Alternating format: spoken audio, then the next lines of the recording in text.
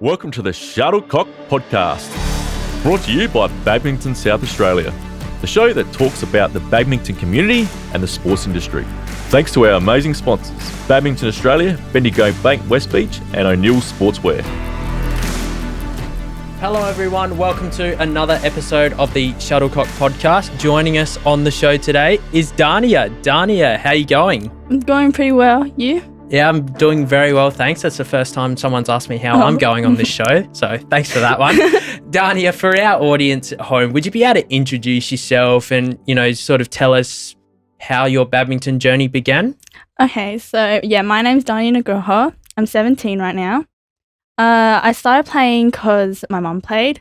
She moved here from Indonesia. She played in Indo.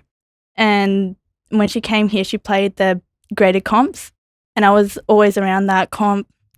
You just saw me as like a little 6-year-old girl running around the courts, making sure I wasn't getting hit by shuttles and everything.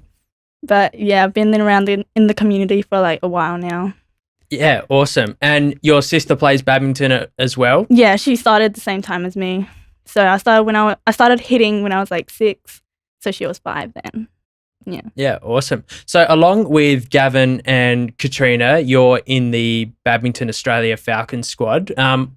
What was it like when you got the news that you were in the squad, and how do you feel about it all? It was really interesting.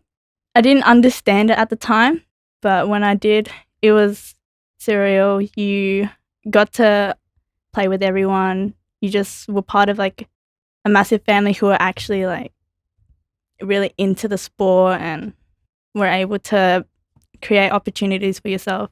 Yeah, it's a pretty awesome opportunity considering that, Gavin, Katarina and yourself, you're all quite young compared to some of the other members of the squad. So, it, I suppose, helps you to mature in your playing career and, get used to training with, players who might be a little bit older and a bit more experienced. How do you find that? Yeah.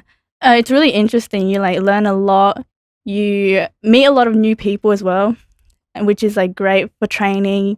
You get that experience. You learn new things from them. Yeah, awesome. You've been in the Falcon Squad for a bit over 12 months now. What's your training schedule look like in order to stay in the squad, and how do you manage everything? Because you're 17, you're still at school, so it's obviously a lot for you to juggle. Oh, yeah, of course. So, I'm in year 12 now, so that's pressure already. I have 5 court trainings a week and 2 strength sessions and a conditioning session. So, basically, I have 4 group sessions with, other players. I have 1 one-on-one with a coach. And then my 2 strength sessions are at the gym, and I have a PT for that. And a conditioning session is for running and getting fitter and that. And basically, you have to be organized. Really, that's how you manage it. You have to manage your time school-wise and then badminton-wise. I spend my Sundays are my rest days for badminton, so that's my school focus day. Yeah, awesome. And what subjects are you doing at the moment? I'm doing chem, bio, normal English, and then general maths. So, yeah, awesome.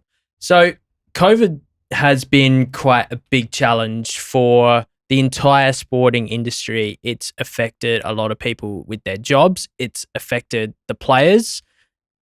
How has it potentially affected you, and what have you sort of learnt in the last 24 months? And, when we've been in lockdown periods, what have you been doing to keep your training up? Honestly, it's self-discipline. You have to put in the effort to be able to stay on top. You have to put in the work, find ways to keep your fitness up, your skills up, your managing everything well.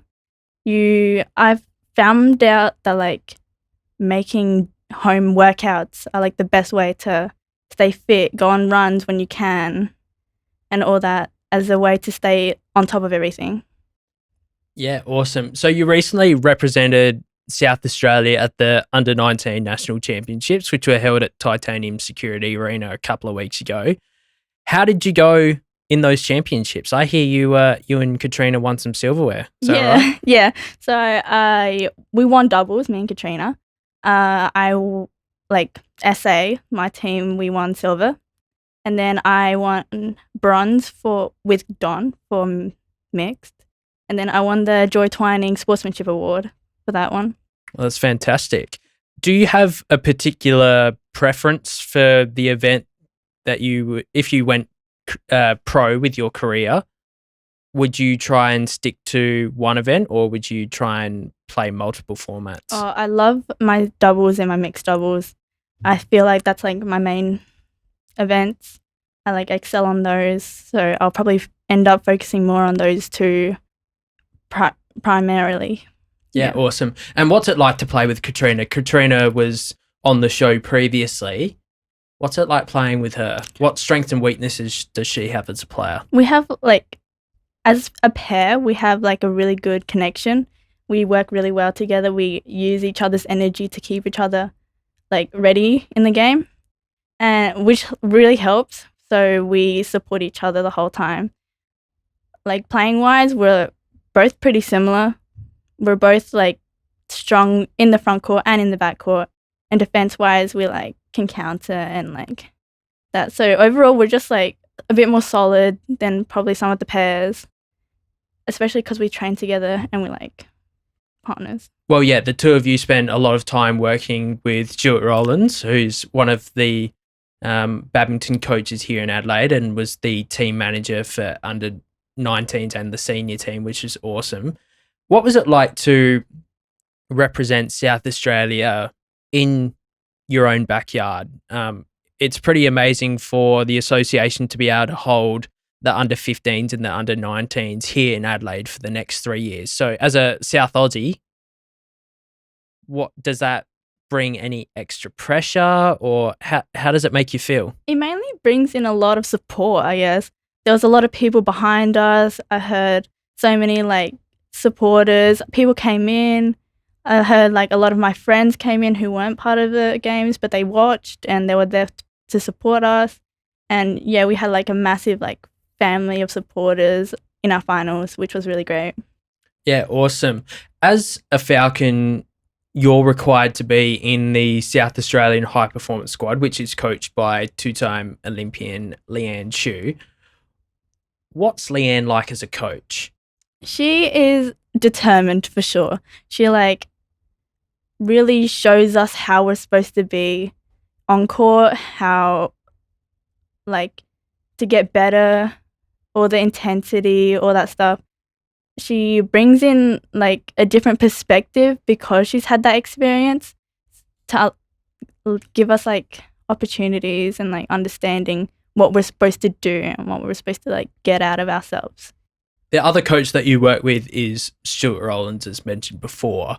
What's some differences between Leanne and Stu as coaches? I hear Leanne's a bit more doubles orientated, whereas Stu's a bit more focused on, singles training. So how do you feel about the two of them as coaches? I think it works being able to have both as like coaches. So being able to have Stu's perspective on singles, but he does have like a doubles perspective. So to be able to have both perspectives on both events helps out to like bring more towards our game. We have like new skills, new technique, new ideas and concepts of the game, and it like helps us bring more to ourselves in a way. Yeah. So when you were at school doing physical education and you were doing badminton, obviously your teachers probably would have known that you were quite good. Yeah. So did they allow you to go full pelt against your classmates, or were they like, oh, Dania, just play with your opposite hand, go easy on them? They loved it when I took over the class. They like let me take over the class, tell them what to do, what to learn and all this. Like it was interesting, but it was like more for fun. So I helped each other, like everyone out in class, helped everyone and just like played more for fun and like give people more of an opportunity to play. Alrighty, so we're going to look at the screen now. So we've got a photo of you, which we stole off your Instagram. Oh my God. We stole it off your Instagram just for a bit of a laugh. So can you tell us a little bit about this photo? Because you and Katarina are there. I can see Don Bowie there. I can see David Shibu. I can see a very young Cameron Johnson. Yeah. And I can see Yang Yang as well. So Oh my God. how old were you in this photo and what nationals was this at? This was under 15 nationals in Brisbane 2019. So I was like Oh, let's 14. get the nice close up there. I was 14. 14. Yeah. Katrina and I we played finals. We lost in finals, so we came second. Don and I also lost in semi-finals again. But yeah, it's literally a younger version of this last tournament, I guess. Yeah, I suppose the good thing about our high performance program is we've got a pretty core group of players and you've all kind of progressed through the ranks together. You know, a lot of you went away to the senior nationals in Bendigo, and then obviously we had the under-19s recently. Your under-19s win with Katarina, I think we've got a photo of that. There we go. Yeah, oh my There God. we go. What does that moment mean to you? Oh, it was amazing, honestly. Like, walking up to that podium, I had like so many supporters, literally the whole SA team just screaming our name, and they were just like amazing. Yeah, we were just so happy. I can't like really explain it. So there's one of you playing in the front of the court. Yeah. How do you like wearing the Indigenous kit? It's actually really nice. I like the uniform. It's different, especially you can like really tell that's SA on the courts. You can tell it's SA like from the stands. I'm not trying to pump my own tires here, but I'm pretty proud of those uniforms and the way that they look. Something that hopefully, you know, yourself and Katarina, Gavin and all the others can continue to wear. So your future badminton career, what does it look like? You're finishing year 12 at the end of the year. So is Paris on the cards, do you think? Yeah, for sure. Paris, the next one in LA, I think. Like, yeah, that's a goal.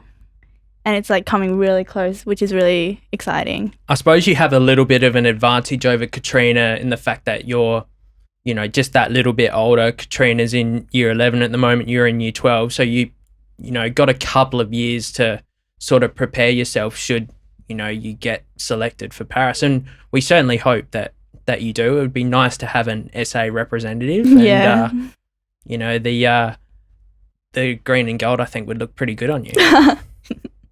Thank you. No worries. So, Dania, thank you so much for coming on to the Shuttlecock podcast. It's been a real pleasure to talk to you about your career, and we wish you all the best for the future. Thank you very much to those of you who are tuning in at home. Make sure that you tune in for another episode. Take care. Cheers.